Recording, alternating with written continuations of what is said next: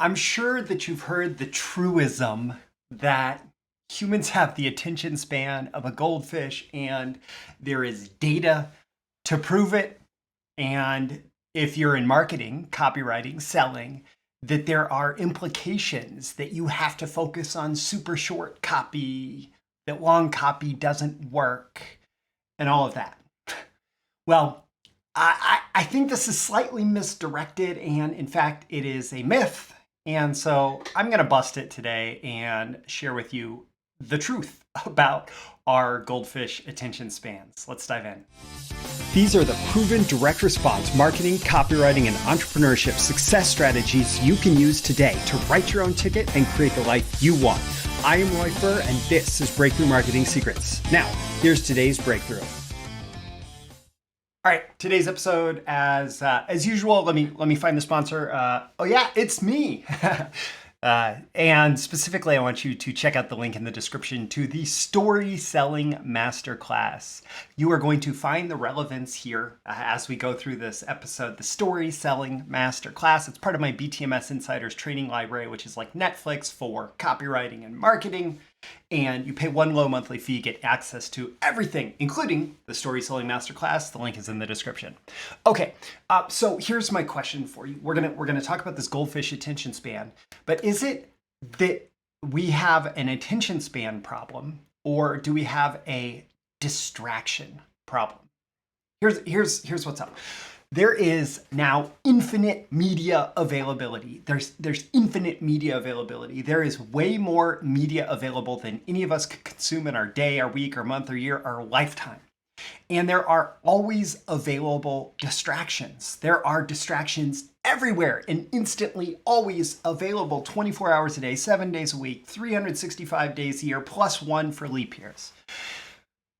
Even worse, we have constant notifications coming in. We have like our phone goes off, there's beeps, there's vibrations, there's like noises, there's all of this notifications and distractions coming in and invading our awareness. And we have marketers like me playing on your fear of missing out and like pulling your attention into all the things that you could be missing out on, as opposed to just letting you have your own attention and your own control over your attention. Which takes me to the idea that maybe the problem is not our attention spans. Maybe the problem is that infinite distraction. And let me back that up with some proof that the goldfish attention span is a myth. Last weekend, I took a bunch of 13-year-olds for my son's birthday party. He was turning 13. Bunch of 12 and 13-year-olds to the new Doctor Strange movie. Awesome movie, fun movie. 2 hours and 6 minutes movie. And they were able to maintain attention through 2 hours and 6 minutes. These are like teens and preteens, right?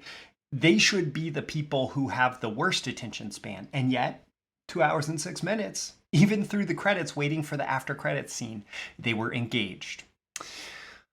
I'll tell you what, they're not alone either. You binge watch your favorite shows. You engage with content on a regular basis. You stay engaged with media for a long time. For many of us, we can engage with media for hours and hours and hours. And, you know, it's not an attention span problem. It's not that we don't have an attention span. It's not that we have the short attention span. It's that there is always something great and compelling and interesting that we can pay attention to. And you know, this denigrating, this insulting the average person as having the attention span of a goldfish. It makes me think of the quote from David Ogilvy: "The customer is not a moron, she's your wife." And give huge credit to Kim Krause-Schwalm, who recently wrote about this quote and said, you know, despite that initial reaction that this may sound sexist, the customer's not a moron, she's your wife, it's actually super respectful.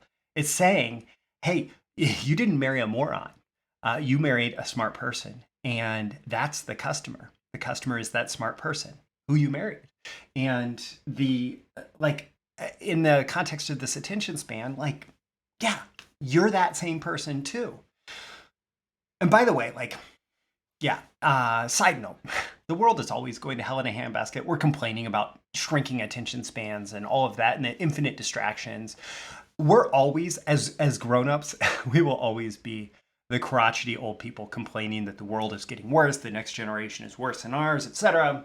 But it makes me think of Our World in Data, who has put together a lot of data about how the world is changing. And I just looked up an article called The World is Better, or The World is Much Better, The World is Awful, The World Could Be Much Better. And it basically showed how, okay, things are changing, yes. And if you look at any particular trend, you might say, oh, things are terrible. You may be able to pull out data saying that things are terrible. But it showed, for example, how child mortality rate is dropping drastically and has dropped drastically for a long time. And in some ways, the world is much better. In some ways, the world is awful, right? It's mostly a matter of what you pay attention to, your confirmation bias, all of that. So you pay attention to short attention spans and you're going to find data, but there's always data on both sides. And so you can find data that, hey, people binge watch shows for hours, and that's not a short attention span.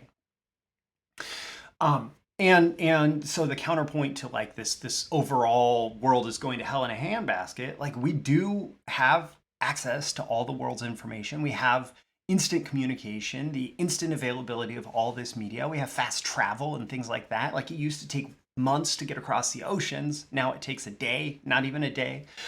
There's better options for work and for leisure. Like there's all of this availability to us that wasn't available before. And there are new challenges and changes that come about because of these changes in the world, but it does not necessarily mean it's a bad thing.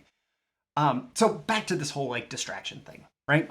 If the problem is distraction, what's the solution? What's the solution for us as marketers?